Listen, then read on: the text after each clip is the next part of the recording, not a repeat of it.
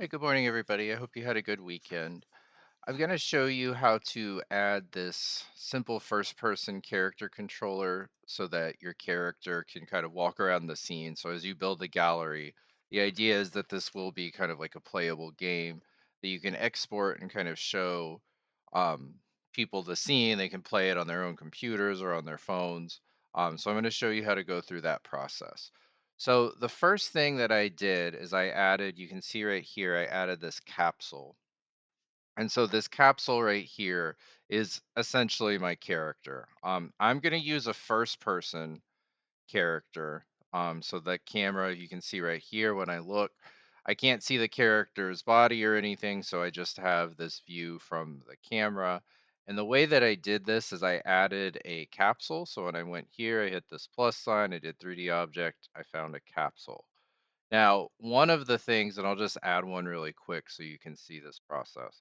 One of the things that I also did, and I'll zoom in here, is it has this collider on it, but we're going to be using a character controller for the script. So you actually want to remove this component. And then the next thing that you want to add is the character controller, which is right here. This kind of functions as its collider and its rigid body and everything else so that you don't have to worry about like some of the physics things. So it's just something that Unity has given us as a simpler way to like manage characters. Now, the other thing is on Canvas, you are going to see this script, which is right here, and I'll just open this. So you just have to import it. Remember to import something, you just right click, you save the file, you go to import new asset, and then you find the file and just hit import. You can also just click and drag if you've already got it saved and it'll import as long as it's the right format, which this should be. So this is here, and all you really have to do is once it's here, you just have to click and drag it right there.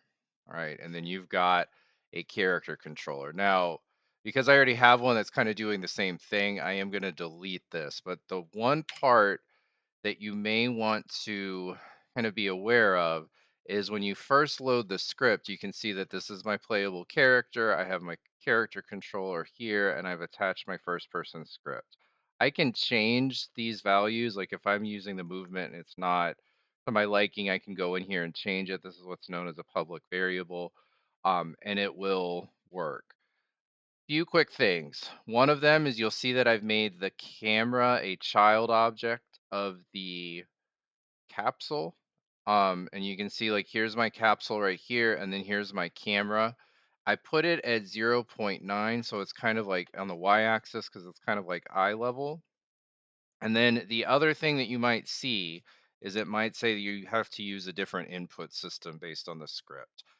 So this script that I've imported is just kind of like a general movement script that's pretty popular that you can find. So if you go to edit and project settings, if you're getting that error that says you need to change the input system, if you go here, you're going to see something that says player. And then what you want to do is where it says active input handling, you want to change it to both. So you'll have this list. It's probably going to say input system package new, but most of the time you put both just because it's a little bit easier to manage depending on what you prefer to do. So now when I hit play, what you're going to see is that my character, and I don't have any fancy movement. Again, I'm just trying to, there's no dashing and there's no jumping, although we could add that later if we wanted to. But the idea is that this is going to be, like you can see, I can kind of look around. Now, my mouse sensitivity is kind of unusual right now, but I can go in and I can walk around. You can see like it'll go up this terrain and you can look and see all of the stuff that you added. So again, there's different adjustments that you can make, but you can see like I can move through this, I can look around. And that's kind of the goal of this script, just to create a scene and a gallery that you can walk through so that you're able to have a playable game, so to speak, once we're finished with this project.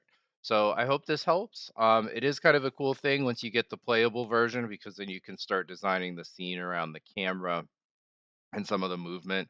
But this is the process for a lot of things that you would use for movement in Unity. So have a good rest of your day.